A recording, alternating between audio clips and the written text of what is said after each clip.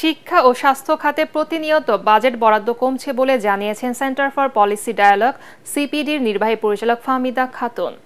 তিনি জানান, বাজেটে যে পরিমাণ অর্থ বরাদ্দ থাকে তা ব্যয় করতে না পারার কারণে বিনিয়োগ কমছে। যুব সম্প্রদায় ও সরকারের সংস্কার নিয়ে রাজধানীর চীন মৈত্রী সম্মেলন কেন্দ্রে সিপিডি আয়োজিত সংলাপে এসব কথা বলেন ফাহমিদা খাতুন। এতে জানানো হয়, প্রথাগত শিক্ষা ব্যবস্থা দিয়ে কর্মসংস্থান বাড়ানো সম্ভব নয়। প্রযুক্তি নির্ভর ও কারিগরি শিক্ষায় তরুণদের যুক্ত করার পরামর্শ দেন গবেষকরা। অনুষ্ঠানে শ্রম উপদেষ্টা এম সাখাওয়াত হোসেন জানান, শুধু বরাদ্দ নয়, বাজেট ব্যবহারের সক্ষমতাও বাড়াতে হবে।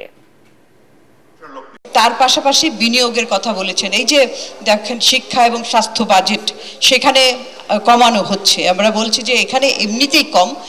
এইটার ক্ষেত্রে একটা যুক্তি দেওয়া হয় যে বাজেট করলে হলো না, সেটা তো ব্যবহারও করার দরকার। দেখা যায় শিক্ষা, স্বাস্থ্য এই সমস্ত মন্ত্রণালয়গুলি বাজেট ব্যবহারের ক্ষেত্রে পিছিয়ে থাকে এবং পিছিয়ে থাকার কারণে কিন্তু তাদের বাজেটও বাড়ে না। এই বাজেট না বাড়ালে, অর্থাৎ এখানে বিনিয়োগ না বাড়ালে, তাহলে কিভাবে আমরা সেটার উৎকর্ষতা সাধন করব?